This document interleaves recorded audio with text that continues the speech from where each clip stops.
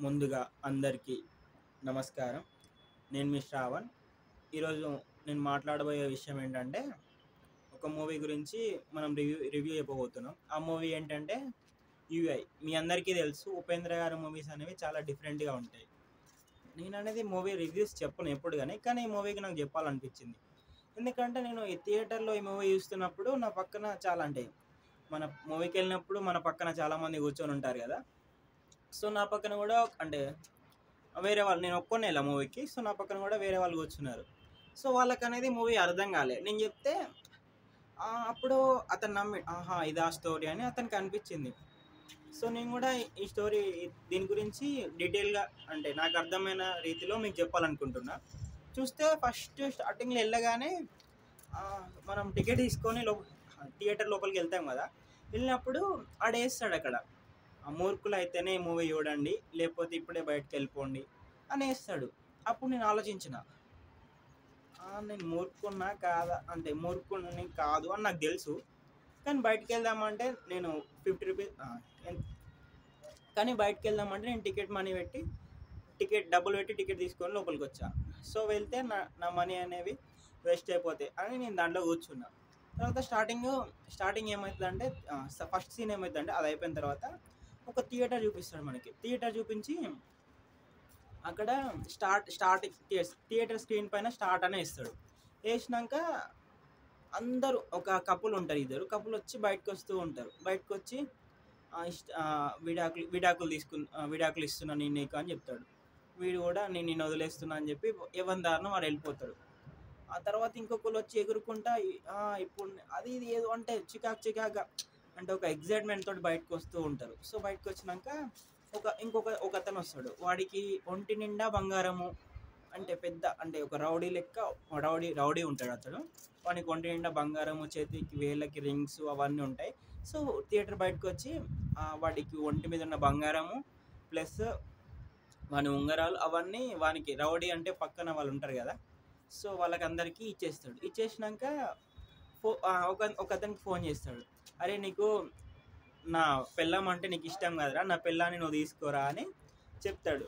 చెప్పి ఆ ఫోన్ కూడా ఇచ్చేస్తాడు. ఇప్పుడు నాకు లైఫ్ అర్థమైపోయిందని వెళ్ళిపోతుంది. ఇక్కడ సీన్ కట్ అయిపోతుంది. కట్ అయిపోయినాక నెక్స్ట్ ఏంటంటే ఈ సీన్ అట్లా అందరూ మళ్ళీ థియేటర్లోకి చూపిస్తాడు. మళ్ళీ ఒక సీన్ వస్తుంది.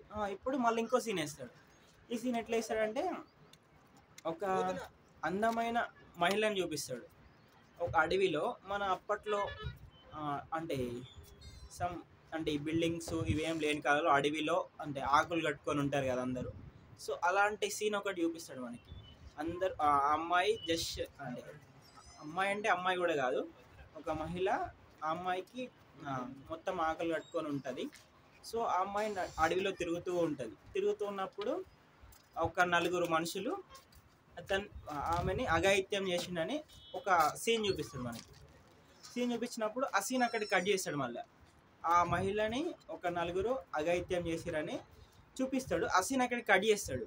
కట్ చేసినాక మళ్ళీ ఇంకో దగ్గరికి వెళ్తాడు. అదే ఇంకోటి ఏం చేస్తాడంటే మళ్ళీ నార్మల్గా చూపిస్తాడు.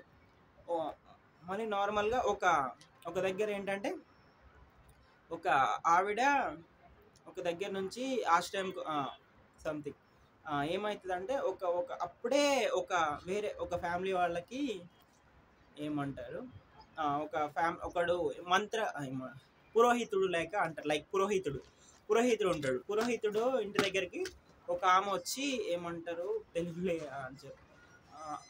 ప్రసవిస్తుంది. ప్రసవించినప్పుడు అతడు ఒక జాతకం చెప్తాడు. ఏమంటాడంటే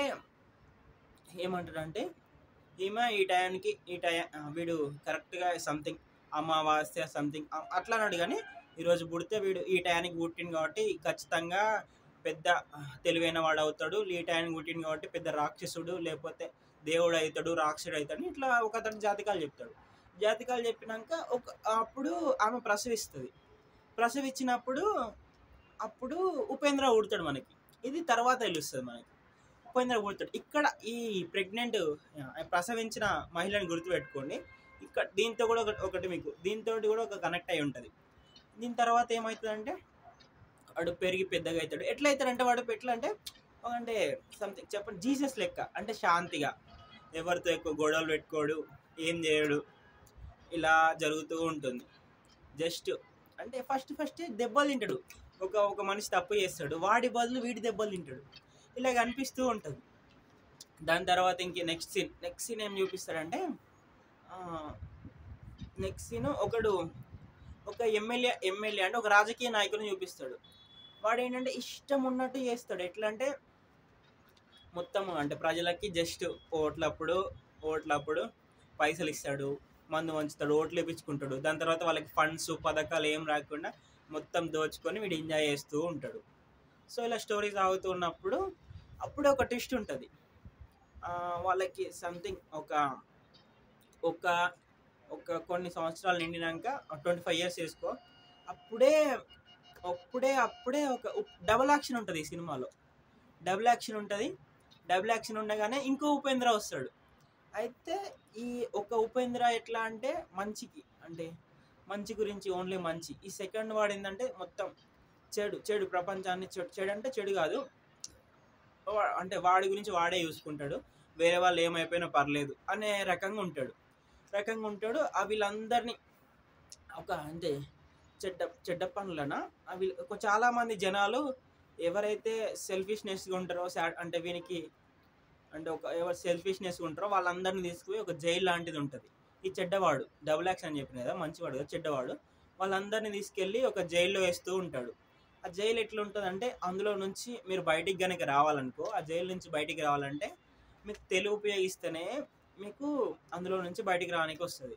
అయితే ఈ ఫస్ట్ వాడు ఉండు కదా, ఫస్ట్ మంచోడు ఉపేంద్ర అని చెప్పుకున్నాం కదా, వాడిని కూడా తీసుకెళ్ళి ఈ జైల్లో అనేది వేస్తాడు.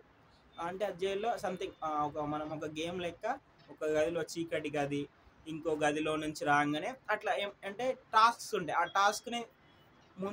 ఆ టాస్క్ని కంప్లీట్ చేసి వస్తేనే మనం బయటపడగలుగుతాం, లేకపోతే దాంట్లోనే ఉంటాం. సో ఇది అనేది ఉంటుంది. దాని తర్వాత ఏముంటుందంటే, దాని తర్వాత సీన్ ఏంటంటే, దాని తర్వాత సీన్ చూసుకుంటే ఇందులో హీరోయిన్ ఒక ఆమె ఉంటుంది. హీరోయిన్ ఏంటంటే, హీరో మంచితనం, ఫస్ట్ ఉపేంద్ర ఉంటాడు కదా, వాడిని లవ్ చేస్తుంది, కానీ వాడికి చెప్పదు. ఈ ఫస్ట్ అంటే డబుల్ యాక్షన్ అని చెప్పిన కదా, మంచోడు లెక్క ఒక ఉపేంద్ర అని, చెడ్డోడు లెక్క ఇంకో ఉపేంద్ర అని చూపిస్తాడు కదా. ఈ మంచోడిని చెడ్డోడిని ఇద్దనామా కనిపెట్టలేకపోతుంది ఫస్ట్లో. దాని తర్వాత ఇలా సాగుతూ ఉంటుంది. అయితే ఇక్కడ వీనికి చెడ్డోడు ఉంది కదా, వీనికి కోపం ఎక్కడ వస్తుంది అంటే, వీళ్ళ అమ్మ ఉంది కదా, వీళ్ళ అమ్మకి చాలా అన్యాయం జరుగుతుంది. వీళ్ళ అమ్మకి తెచ్చి చూపిస్తాడు ఇట్లా. అంటే వీళ్ళ అమ్మ కోసం చాలా మంది ప్రజల్ని ఇబ్బంది పెట్టడం, మభ్య పెట్టడం అనేటోడికి వీడికి ఇష్టం. ఎందుకంటే వాళ్ళ అమ్మని చాలా మంది మభ్య పెడతారు. అది ఎలానో చెప్తా. మొత్తం స్టోరీ అనేది చూపించేది అక్కడ వీళ్ళ ఉపేంద్ర వాళ్ళ అమ్మ గురించే ఉంటుంది మూవీలో మొత్తం. మీరు క్లారిటీగా అబ్జర్వ్ చేస్తే ఆ మూవీలో ఉపేంద్ర వాళ్ళ అమ్మ గురించే మూవీ మొత్తం ఉంటుంది. సో వాళ్ళకి అమ్మకు వచ్చి చెప్తాడు, ఇలా అమ్మ చూడమ్మా, నిన్ను ఇలా చేసినందుకు నేను వీళ్ళని ఎలా చేస్తున్నానని జైలు వేస్తారని చెప్పిన కదా, జైలు వేసిన వాళ్ళని. తర్వాత ఒక ఎమ్మెల్యే ఉంటాడు, అతను మొత్తం దౌర్జన్యాలు చేస్తున్నాడని చెప్తాడు కదా.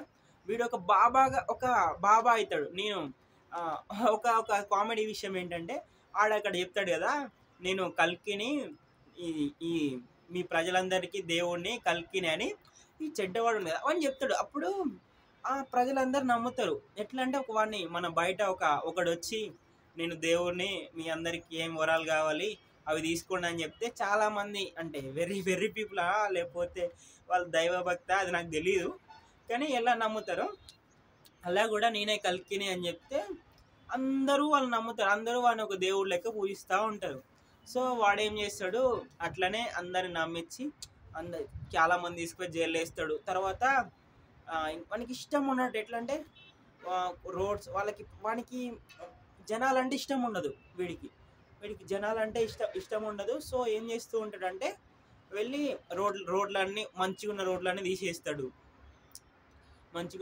తీసేస్తాడు, దానిపైన చెత్త, ఇంటి ముందు వచ్చి చెత్త వేస్తాడు, ఇలా అన్నీ చేస్తూ ఉన్నప్పుడు జనాలు అయినా కూడా ఏం పట్టించుకోరు. మళ్ళీ ఇక్కడ ఫోన్స్ గురించి చెప్తాడు. అందరికీ ఫోన్లో మళ్ళీ వీడి గురించి వస్తుంది, వీడి గురించి వేరే కంటెంట్ వస్తే ఆ చెత్త దగ్గర ఇంట్లో దగ్గర కూర్చొని ఆ కంటెంటే చూస్తూ ఉంటారు. సో ఇది అనేది హైలైట్ అనిపిస్తుంది సీన్. అంటే జనాలకి ఏమైనా అవసరం లేదు, వాళ్ళకి అభివృద్ధి అవసరం లేదు, జస్ట్ వాళ్ళకి టైం పాస్ అవసరము, వాళ్ళకి జస్ట్ రిలాక్సేషన్ ఉంటే చాలు. ఇవేం వాళ్ళు పట్టించుకోరు, నువ్వు అసలు ఎవడేం చేస్తుండు ఎక్కడ ఏం చేస్తుండు అనేది ఏం పట్టించుకోరు అనేది సింబాలిక్గా చెప్తాడు మనకి అక్కడ.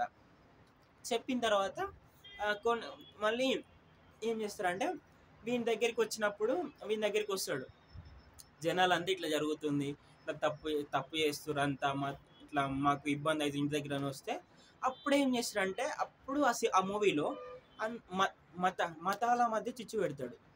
ఎట్లా అంటే అరే నువ్వు ఒక మతం ఇద్దరు ఎలా కలిసి ఉంటారా, ఇద్దరు కలిసి ముందు కొట్టుకోవాలని చెప్తే వాళ్ళు అంటే ఒక మతం గురించి ఇంకో మతంకి కొట్టుకుంటా ఉంటారు, వాళ్ళలో వాళ్ళే కొట్టుకుంటారు. వాళ్ళలో వాళ్ళు కొట్టుకొని ఇవేమైనా పట్టించుకోరు ఇక. సో ఇలా జరుగుతుంది. ఇంకోటి ఈ మంచోడు అనే చెప్పుకున్నాం కదా, వాడు వచ్చేసి ఇవన్నీ మతాల మధ్య గొడవలు ఇవన్నీ ఆపుదాము, జస్ట్ మనం జీవిద్దాము, ఇవన్నీ జరుగుతూ ఉంటాయి అని వాడు చెప్పడానికి ట్రై చేస్తాడు. సో ట్రై చేసేటప్పుడు వాడు అసలు వాడు జైల్లో ఉంటాడు, జైలు నుంచి బయటికి రాకుండా అందులో ఆ జైల్లో ఏంటంటే సీసీ కెమెరాస్ ఉంటే వీడు అక్కడి నుంచే మానిటరింగ్ చేస్తూ ఉంటాడు, అసలు వాడు ఏం చేస్తుండు, బయటకు వస్తున్నా లేదని మానిటరింగ్ చేస్తూ ఉంటాడు. వీడు చూస్తాడు, అరే వాడు ఒక టాస్క్ నుంచి ఇంకో టాస్క్కి బయటకు వచ్చిండు అనేది వీడన్నీ ఈ మొబైల్లో వీడి దాంట్లో మానిటరింగ్ ఉంటుంది కదా, అన్నీ ఇక్కడ ఇంకో ఉపేంద్ర అంటే చెడ్డవాడైన ఉపేంద్ర ఉంది కదా, వీడు అనేది మానిటరింగ్ చేస్తూ ఉంటాడు. సో చేస్తూ ఉంటే వాడు వాడు తెలివి ఉపయోగించి తప్పించుకొని బయటకు వస్తాడు. అప్పట్లోగు వీడు పెద్దగా ఒక ఎంపీ లెక్క అయిపోతాడు, మంచి ఒక రాజకీయాల్లో ఎంఏ సంథింగ్ ఒక రాజకీయ నాయకుల్లో మంచి పొజిషన్లో ఉంటాడు ఈ చెడ్డవాడు అనేది. సో అప్పుడు చెప్తాడు ఈడొచ్చి, అతడు కాదు నిజమైన సంథింగ్ కల్కి, అతడు కాదు నిజమైన వాడిని నేనే, కవలాలి కదా ఇద్దరు, అంటే వాడి ప్లేస్లోకి వీడు వెళ్తాడు కదా. అప్పుడు చెప్తాడు, అప్పుడు అందరూ వీడే అని మంచోడని మీ దగ్గర పోతారు. కానీ వీడు మళ్ళీ వస్తాడు, మళ్ళీ వచ్చి అక్కడ అసలు మీరు మారిపోతారా, ఇంత మంచోళ్ళు అవుతారా, వాడు మంచితనంగా ఉంటే నమ్ముతారా అని చెప్తాడు. చెప్తే అవును మీరు నమ్ముతా, అందరూ వాళ్ళ దగ్గరికి వెళ్తే వీడికి నచ్చదని అయితే అందరు ప్రశాంతంగా జస్ట్ పీస్ఫుల్గా ఉండి వీడేమంటాడు, మీరు ఇట్లుండి మీరు మనుషులు ఇట్లా ఉంటారు, మీరు అసలు మతాల గురించి కొట్టుకోవాలి, కులాల గురించి కొట్టుకోవాలి కదా, ఇంత సైలెన్స్ అంటే దాంట్లో ఒక మనుషులు అనేది పీస్ఫుల్గా జస్ట్ తినడం, వాళ్ళ పని ఏదో వాళ్ళు చూసుకోవడం, ధ్యానం చేయడం అనేది ఒక ధ్యానశాల లెక్క చూపిస్తాడు మనకి. చూపించి అక్కడికి వెళ్ళినాక వీడొచ్చి అందరూ వీని దగ్గర ఉంటే వీడొచ్చి మీరు నిజంగానే మారిపోయారా, మీ మధ్య గొడవలు లేవా, మీరు నిజంగానే ఇంత మంచోళ్ళు అయిపోయారా అంటే అవును మేము మారిపోయినా, నువ్వు చెడ్డవాడివి అది ఇదని వీడిని చెడ్డ ఉపేంద్ర అని అంటున్నప్పుడు అవునా అని అక్కడ ఒక దేవుడి ఫోటో పెట్టి సరే అవన్నీ లేవు కదా నువ్వు దీన్ని తొక్కు అని జనాలకి చెప్తే మీరు నిజంగానే మారిపోయారు, మీరేం అవన్నీ మీకు ఏం పట్టింపులు లేవంటే దీన్ని వచ్చి తొక్కి చెప్పండి నేను నమ్ముతా అని అంటాడు. అయితే అప్పుడు ఏమవుతుందంటే దాన్ని అక్కడ ఉన్న జనాలు ఎవ్వరు దాన్ని తొక్కడానికి ముందుకు రారు. కానీ అప్పుడు ఈ మంచివాడు ఉపేంద్ర ఉండు కదా, వీడు వచ్చి తొక్కుతాడు, చూడండి నేను తొక్కినా ఏం కాదు, మనం అంతా ఒకటే, ఇవేం లేవని చెప్పడానికి ట్రై చేస్తాడు. అయితే ఇప్పుడు ఈ జనాలే అంటే మతం లేదు ఏం లేదు అన్న జనాలే వాడిని అందరూ రాళ్లతో కొట్టడం దాంతో కొట్టడం చేస్తూ ఈ మంచి ఉపేంద్ర చెడ్డ ఉపేంద్ర అని కొట్టరు. అప్పుడు ఆ దేవుడి బొమ్మను తొక్కగానే ఏం లేదని చెప్పిన వాళ్ళే దాన్ని ఆ దేవుడి బొమ్మని కిందే కానీ తొక్కగానే వీళ్ళందరూ అతన్ని రాళ్లతోటి చెప్పులతోటి కొడతా ఉంటారు. సో ఇక్కడితోటి ఒక స్టోరీ అయిపోతుంది. దాని తర్వాత ఇది ఈ ఓవరాల్ స్టోరీ. ఈ కథ మొత్తంలో ఏంటంటే మనుషులు ఏం చెప్పినా ఈ మూఢనమ్మకాల నుంచి బయటికి రాలేరు అని ఒక సింబాలిక్గా చెప్తాడు. ఇంకోటి ఏంటంటే ఎక్కడున్నా కూడా మనం తెలివి ఉపయోగిస్తే మనం బయటపడవచ్చు అనేది ఆ జైలు ఉంది కదా, ఆ జైలు గురించి చెప్తాడు. ఇంకోటి మేము ఫస్ట్లో చెప్పిన కదా, ఇంకో స్టోరీ మర్చిపోయినా ఇక్కడ. ఒక ఒక ఏమంటారంటే ఆశ అత్యాశ గురించి చూపిస్తాడు. ఏంటంటే ఆది మానవుడి కాలంలో ఒక చాలా మంది అవ్వ ఆదాం అంటే బైబిల్లో నుంచి తీసుకుంటే వాడు ఎక్కడి నుంచి తీసుకుంటే రిఫరెన్స్ నాకు తెలియదు. కానీ అంటే అవ్వ ఆదాం స్టోరీ నేను విన్నా. అంటే బైబిల్లో ఉంటుంది స్టోరీ. ఆ స్టోరీ ఈ మూవీలో చూపిస్తాడు. అంటే మ్యాక్సిమం అన్ని దేవుళ్ళ గురించి చెప్దాం అనుకుంటాడు. మ్యాక్సిమం అంటే హిందూ మతం గురించి, ఇంకా క్రిస్టియానిటీ గురించి, ముస్లిం గురించి 3 దేవుళ్ళని కలిపి చెప్పడానికి ట్రై చేస్తాడు ఈ సినిమాలో అనేది. సో సింబాలిక్గా ఆ స్టోరీ చూపిస్తాడు. ఆ స్టోరీ చూపించినప్పుడు అంటే ఒక ఒక ఒక అమ్మాయి ఒక అబ్బాయి అడవిలో ఉంటారు. అడవిలో ఉన్నప్పుడు వీళ్ళకి ఏమవుతుందంటే, మీరు ఏమన్నా ఈ అడవిలో మీరు ఉల్లాసంగా తిరగండి, ఏమన్నా చేసుకోండి, మీ ఇష్టం ఉన్నట్టు చేసుకోండి, హ్యాపీగా జీవించండి, కానీ ఆ చెట్టుకున్న యాపిల్ పండు ఒక్కటి తినకండి అని చెప్తాడు. చెప్తే వీళ్ళు ఏం చేస్తారు, అయితే మా అబ్బాయి గాడు మంచిగానే ఉంటాడు, కానీ ఒక పాము కూడా ఉంటుంది. ఆ పాముని చూపిస్తాడు. అయితే ఆ యాపిల్ తినొద్దన్నాడు అని చెప్పి ఆ యాపిల్ తింటుంది. ఆ యాపిల్ తిన్నప్పుడు అనేది కథ మారుతుంది. మళ్ళీ ఎవల్యూషన్ యాపిల్ తిన్నప్పటి నుంచి అంటే ఎవల్యూషన్ చేంజ్ అవుతూ ఉంటుంది. అంటే ఏమంటారు, బట్టలు కానీ సంథింగ్ ఏమంటారు, దీన్ని ఏమని చెప్పాలి నాకు రావట్లేదు. సరే, యాపిల్ తిన్నప్పటి నుంచి ఏంటంటే వాళ్ళకి జ్ఞానం అని కాదులే కానీ అత్యాశలు పెరుగుతూ ఉంటాయి. నేను ఇదే ఉన్నాను, నాకు ఇంకా కావాలనే అత్యాశ పెరుగుతూ ఉంటుంది. సో పెరుగుతున్న క్రమంలో ఇక్కడికి షార్ట్ అయిపోతుంది. ఈ షార్ట్ అయిపోయాక ఇంకోటి మొదలవుతుంది. అదేంటి, లాస్ట్కి చెప్పే కదా వీని కొడతారు చేస్తారు, అదే మంచోడిని కొడతారు చేస్తారు అని ఉంటుంది కదా. అక్కడ దాకా షార్ట్ చెప్పుకున్నాం కదా. సో దీని తర్వాత ఏమైందంటే, అడవిలో ఫస్ట్ ఒక మహిళని అఘాయిత్యం చేసుకుంటాను అని ఉంటుంది కదా. ఆ మహిళకే వీళ్ళిద్దరు పుడతారు. మళ్ళీ మంచి ఉపేంద్ర, చెడ్డు ఉపేంద్ర ఇద్దరు ఆ మహిళకే పుడతారు. ఇక్కడ ట్విస్ట్, ఆ మహిళ అంటే ఎవరు తెలుసా ఈ మూవీలో? ఆ మహిళని అడవితో పోలుస్తాడు హీరో, డైరెక్టర్ అడవితో పోలుస్తాడు. ఎందుకంటే అడవికి ఏమన్నా అయితే ఆ మహిళకు జరిగినట్టు చూపిస్తాడు. ట్విస్ట్ ఏంటంటే ఆ మహిళని అడవితో చూపించిండని చూస్తున్న ఆడియన్స్ చాలా మంది కనిపెట్టలేకపోతారు. కొంతమంది కనిపెడతారు. సో ఆ మహిళని అడవితో చూపిస్తారు. అఘాయిత్యం చేసింది ఎవరంటే జనాలు. అంటే అందరు జనాలు ఒక అడవిని అంటే మైనింగ్ చేస్తూ తవ్వుతారు, నదులను అపవిత్రం చేస్తారు, అంటే అడవే లేకుండా చేస్తారు, వన్యప్రాణులను చంపుతారు, వాటిని ఎల్లగొడతారు, ఇలా చేస్తారు కదా. సో ఆ మహిళని అఘాయిత్యం చేసిన ఫస్ట్ స్టోరీ చూపించినప్పుడు అడవికి అనేది ఇలా జరుగుతుంది అనేది ఆ స్టోరీలో చెప్తాడు. నెక్స్ట్ ఇంకోటి ఏంటంటే ఈ స్టోరీ మొత్తం చూస్తే ఉపేంద్ర గారు చెప్పదలుచుకుంది అదే, మనిషి మూఢనమ్మకాల దగ్గర అడవిని నాశనం చేస్తూ ఇలా జనాలు పోతున్నారు అనేది పబ్లిక్కి చెప్పాలనుకుంటాడు. సో లాస్ట్కి చెడ్డ ఉపేంద్రనే గెలుస్తాడు. మనుషులందరినీ ఫూలిష్ చేసి వాడు బతుకుతాడు, వాడు గొప్పోడైపోతాడు. ప్లస్ ఇక్కడ కథ అంతమైపోతుంది. సో ఇదే ట్విస్ట్, ఆ మహిళ అనేది అడవితో పోలుస్తాడు. ఇంకో ట్విస్ట్ ఏంటంటే వాళ్ళ నిజంగా అఘాయిత్యం చేయరు, జస్ట్ అట్లా చెప్తాడు అంతే. వాళ్ళ డాడీ ఎవరో ఉపేంద్ర వాళ్ళ డాడీ ఎవరో ఈ కథలో చూపాడు. అంటే అడవిని అమ్మతో